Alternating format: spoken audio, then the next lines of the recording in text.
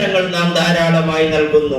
പക്ഷേ ഇതിനേക്കാൾ ഏറ്റവും ഇന്നത്തെ വലിയ പെരുന്നാൾ ഈ ഈദുൽ അദ്ഹ കൊണ്ട് ഉദ്ദേശിക്കുന്നത് ഏറ്റവും മഹത്വമായ ഇബാദത്താകുന്നത്, ഏറ്റവും പ്രതിഫലമുള്ളത്, എല്ലാത്തിനേക്കാൾ മുമ്പന്തിലുള്ളത് ഈദുൽ അദ്ഹ, അല്ലാഹുവിന് വേണ്ടി നാം ബലി നൽകുക എന്നുള്ളതാണ്.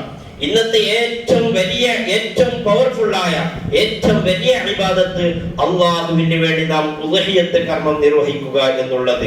നബി സല്ലല്ലാഹു അലൈഹി വസല്ലമ തങ്ങൾ നമ്മെ ഓർമ്മപ്പെടുത്തുന്നു, ഒരു മുഅ്മിനായ മനുഷ്യൻ എല്ലാം അള്ളാഹുവിന് ത്യാഗം ചെയ്തുകൊണ്ട് അവന്റെ സമ്പത്തുകൾ ചെലവഴിച്ചുകൊണ്ട് അള്ളാഹുവിന് ഒരാൾ ബലി നൽകുകയാണെങ്കിൽ ആ ബലി അവൻ ഉദ്ദേശിക്കുന്ന സമയം മുതൽ, ആ ബലി മൃഗം അവൻ തയ്യാറാക്കിയത് മുതൽ അല്ലാഹു സുബ്ഹാനഹു വ തആല അവനിൽ നിന്ന് അത് സ്വീകരിക്കുകയും അങ്ങനെ സ്വീകരിച്ചുകൊണ്ട് നാളെ ഖിയാമത്ത് നാളിൽ അല്ലാഹു സുബ്ഹാനഹു വ തആല അതിന്റെ ഒരു രോമം പോലും നഷ്ടപ്പെടാതെ അതിന്റെ കൊമ്പും കൊലമ്പും അതിന്റെ എല്ലാം അതൊരു മൃഗമായി എങ്ങനെയാണോ അവൻ അറക്കാൻ ഉദ്ദേശിച്ച മൃഗം അതുപോലെ തന്നെ നാളെ ഖിയാമത്ത് നാളിൽ അവനിക്ക് വാഹനമായി എത്തുമെന്ന് ഹബീബ് സല്ലല്ലാഹു അലൈഹി വസല്ലമ തങ്ങൾ നമ്മെ ഓർമ്മപ്പെടുത്തുമ്പോൾ, പ്രിയമുള്ള മുഅ്മിനീങ്ങളെ, പെരുന്നാൾ ദിവസമാകുമ്പോൾ ഓരോ മുഅ്മിനും നാം ഉദ്ഹിയത്ത് കർമ്മത്തിന് വേണ്ടി, ഉദ്ഹിയത്ത് അറക്കാൻ വേണ്ടി നാം തയ്യാറാകേണ്ടതുണ്ട്.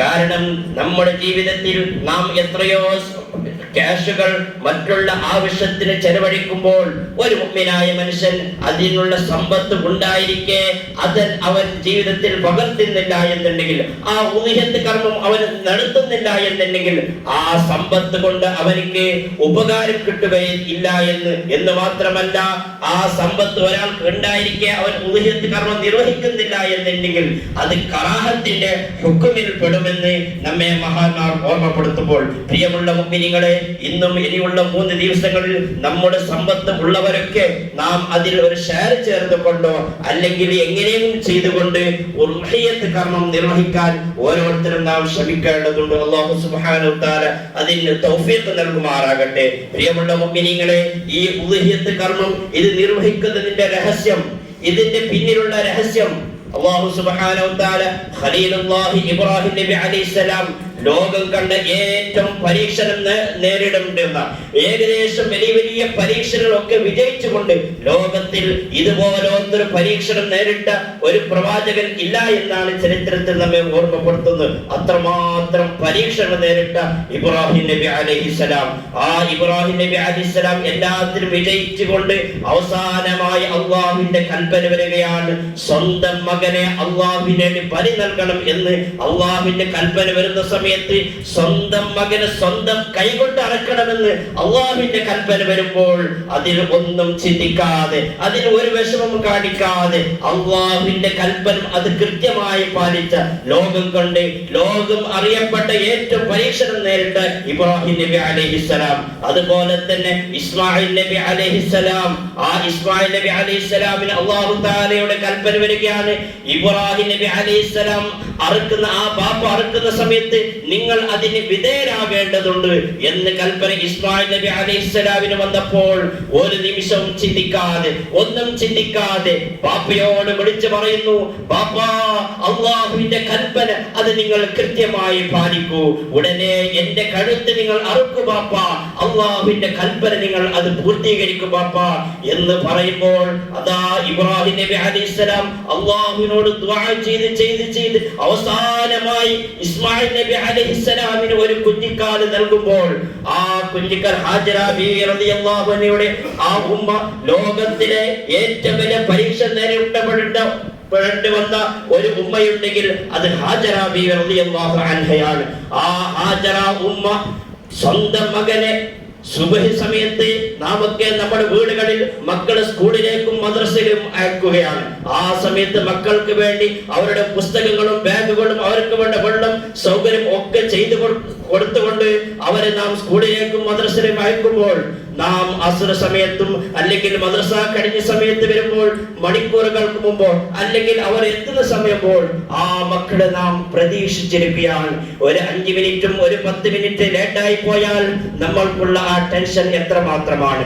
എന്തുകൊണ്ട് നമ്മുടെ മക്കൾ എത്തില്ല എന്ന് ചിന്തിക്കുന്ന സമയത്ത് അതാ ഹാജറ ഉമ്മർ റളിയല്ലാഹു അൻഹു അല്ലാഹുവിന്റെ കൽപ്പന സ്വീകരിച്ചുകൊണ്ട് സ്വന്തം മകനെ വിളിച്ചു വരുത്തുകൊണ്ട് നല്ല ഭക്ഷണം ഉണ്ടാക്കി കൊടുക്കുന്നു. ആ മകനെ കുളിപ്പിക്കുന്നു, നല്ല വസ്ത്രം ധരിപ്പിക്കുന്നു, നല്ല ഭക്ഷണം ഉണ്ടാക്കി കൊടുക്കുന്നു. ഇനി ഒരിക്കലും എന്റെ മകന് തിരിച്ചു വരില്ല എന്ന പ്രതീക്ഷയോടെ അല്ലാഹുവിന്റെ കൽപ്പനയ്ക്ക് വേണ്ടി സ്വന്തം മകന് ഇസ്മായിൽ നബി അലൈഹിസ്സലാമിനെ എല്ലാം ഒരുക്കിക്കൊണ്ട് യാത്ര അയക്കുകയാണ്. അതൊരു വലിയ ത്യാഗത്തിന്റെയും സമർപ്പണത്തിന്റെയും ചരിത്രമാണ്. ഇന്നും ലോക ഹജ്ജാജിമാർ ചെയ്തിരിക്കുന്ന ഓരോ കർമ്മങ്ങളും ഇബ്രാഹിം നബി അലൈഹിസ്സലാമിന്റെയും ഇസ്മായിൽ നബി അലൈഹിസ്സലാമിനും ഹാജറ ബീവിന്റെയും അവരുടെ ത്യാഗങ്ങൾ അനുസ്മരിച്ചു കൊണ്ടിരിക്കുന്ന ഈദുൽ അദ്ഹ, ബലി പെരുന്നാൾ. അതുകൊണ്ട് പ്രിയമുള്ള മുഅ്മിനീങ്ങളെ, ഇതിൽ നമുക്ക് ഓരോരുത്തരും ഓരോ മുഅ്മിനായ മനുഷ്യനും വലിയ പാഠമുണ്ട്. അവർ അല്ലാഹുവിന്റെ മാർഗത്തിൽ എല്ലാം സഹിച്ചിട്ടുണ്ടെങ്കിൽ, എല്ലാം ത്യാഗം ചെയ്തിട്ടുണ്ടെങ്കിൽ, എല്ലാം സമർപ്പിച്ചിട്ടുണ്ടെങ്കിൽ, ഓരോ മുഅ്മിനായ മനുഷ്യൻ നാം ചിന്തിക്കേണ്ടതുണ്ട്, പടച്ച റബ്ബിന് വേണ്ടി നമ്മുടെ സമ്പത്ത് അല്ലാഹുവിന്റെ ദീനിന് വേണ്ടി ഏത് പ്രശ്നം വന്നാലും നാം ചെലവഴിക്കാൻ തയ്യാറാകണം. ഏത് പ്രതിസന്ധി ഘട്ടത്തിലും നമ്മുടെ സമ്പത്ത് അല്ലാഹുവിന് വേണ്ടി സമർപ്പിക്കാൻ, ത്യാഗം ചെയ്യാൻ നാം സമയം തയ്യാറാകേണ്ടതുണ്ട്. നമ്മുടെ സ്ഥാനമാനങ്ങളും നമ്മുടെ മക്കളും നമ്മുടെ കുടുംബങ്ങളും നമ്മുടെ സമ്പത്തും ഒക്കെ അല്ലാഹുവിന്റെ ദീനിന് നാം സമർപ്പിച്ചാൽ, നാം ത്യാഗം ചെയ്താൽ അല്ലാഹുവിന്റെ അടുക്കൽ അതിന് വലിയ പ്രതിഫലമുണ്ടെന്ന് മാത്രമല്ല അല്ലാഹുവിന് വലിയ ഇഷ്ടപ്പെട്ട കാര്യം കൂടിയാണ്. അതുകൊണ്ട് പ്രിയമുള്ള മുഅ്മിനീങ്ങളെ, ഈ ബലിപെരുന്നാളിന്റെ സന്ദേശം നാം അല്ലാഹുവിന് വേണ്ടി സമർപ്പിക്കേണ്ടവരാകണം. അല്ലാഹുവിന് വേണ്ടി ഉദ്ഹിയത്ത് കർമ്മം നിർവഹിക്കുന്നവരാകണം. അല്ലാഹുവിന് വേണ്ടി നമ്മുടെ ജീവിതത്തിൽ വരുന്ന ഓരോ പ്രശ്നങ്ങളിലും പ്രതിസന്ധികളിലും എല്ലാം പടച്ച റബ്ബിനെ തവക്കുലാക്കിക്കൊണ്ട്,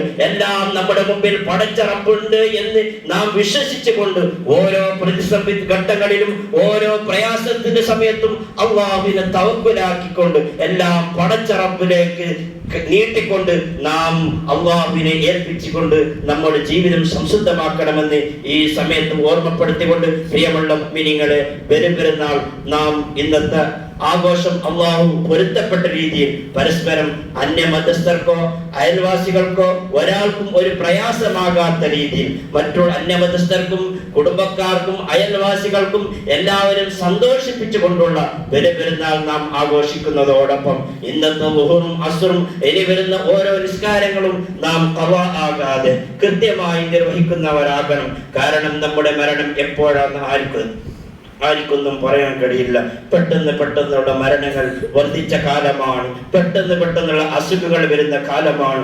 അള്ളാഹു നമുക്ക് വരുന്ന എല്ലാ ആഫാത്ത് ബലാല് മുസീബത്ത് ഇടങ്ങേണ്ട തൊട്ട് അള്ളാഹു നമ്മെയും നാമുമായി ബന്ധപ്പെട്ട മുഴുവൻ മുഅ്മിനീങ്ങളെയും അള്ളാഹു സലാമത്താക്കുമാറാകട്ടെ. പ്രിയമുള്ള മുഅ്മിനീങ്ങളെ, നാം പരസ്പരം ജീവിക്കുന്ന സമയത്ത് നമ്മുടെ അയൽവാസികളുമായോ അല്ലെങ്കിൽ നമ്മുടെ സുഹൃത്തുക്കളുമായോ പരസ്പരം കുടുംബ ബന്ധങ്ങളിലായോ എന്തെങ്കിലും അല്ലറ ചില്ലറ മനുഷ്യനാകുമ്പോൾ സാഹചര്യത്തിനൊത്ത് ഉണ്ടായി പോകുന്ന ചില വിഷയങ്ങൾ അതൊന്നും നാം വെക്കാതെ, ഒന്നും നാം മനസ്സിൽ അത് വെച്ചുകൊണ്ട് നടക്കാതെ പടച്ച റബ്ബിനെ ഓർത്തുകൊണ്ട് ഇബ്രാഹിം നബി അലൈഹിസ്സലാം ചെയ്ത ത്യാഗവും സമർപ്പണം, അത് അവൻ എന്നേക്കാൾ ചെറുതല്ലേ, അവൻ ഇങ്ങോട്ട് വന്ന് സംസാരിക്കട്ടെ, ഞാൻ വലിയ പവർഫുൾ ആയ ആളല്ലേ, അതുകൊണ്ട് ഞാൻ അങ്ങോട്ട് പോകില്ല, അവൻ ഇങ്ങോട്ട് വരട്ടെ, ഒന്നൊന്നും ചിന്തിക്കാതെ എല്ലാം പടച്ച റബ്ബിനെ ഓർത്തുകൊണ്ട് എന്തെങ്കിലും അല്ലറ ചില പ്രശ്നങ്ങൾ സ്വാഭാവികമായതുകൊണ്ട് എല്ലാവരും പരസ്പരം പൊരുത്തപ്പെട്ടുകൊണ്ട് എല്ലാവരും അങ്ങോട്ടും ഇങ്ങോട്ടും ദുആ ചെയ്യലോടുകൂടെ കൈ മുസഹാഫാത്ത് ചെയ്തുകൊണ്ട്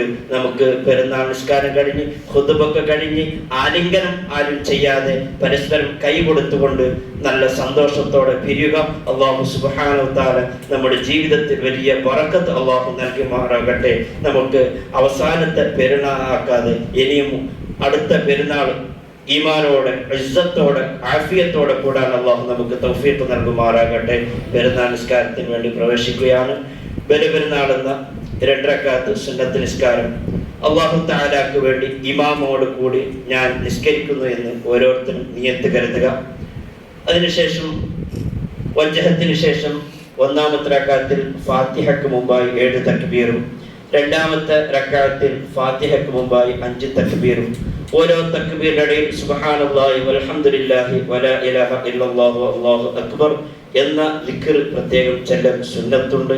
ഇനി ദിക്ർ കൂടുകയോ കുറയുകയോ ചെയ്താൽ അതിൽ ഒന്നും സംഭവിക്കാനില്ല. ഇനി ദിക്ർ 7 തക്ബീർ മറന്നാലും അതിനും ഒന്നും സംഭവിക്കാനില്ല. അത് സുന്നത്ത് മാത്രമാണ്. ആ സുന്നത്തുകൾ ഉൾക്കൊള്ളാൻ അല്ലാഹു നമുക്ക് തൗഫീഖ് നൽകുമാറാകട്ടെ. അത് കഴിഞ്ഞ് ഖുത്ബ കഴിഞ്ഞ് നമ്മുടെ കുടുംബത്തിലും നമ്മുടെ പള്ളിയുടെ പരിസരത്തും പള്ളിയുടെ ഖബർസ്ഥാനിലായി പലരും മരണപ്പെട്ടു കിടക്കുന്നുണ്ട്. അവരുടെയൊക്കെ പേരിൽ ഒരു ഫാത്തിഹ ഓതി നമുക്ക് സന്തോഷത്തോടെ പിരിയാം. അല്ലാഹു സുബ്ഹാനഹു വ തആല പൊരുത്തപ്പെട്ട ഇതിൽ പെരുന്നാൾ ആഘോഷിക്കാൻ നമുക്ക് തൗഫീഖ് നൽകുമാറാകട്ടെ. ഇൻഷാ അല്ലാഹ് നിസ്കാരത്തിലേക്ക് കടക്കാണ്. അസ്സലാത്തു ജാമിഅ.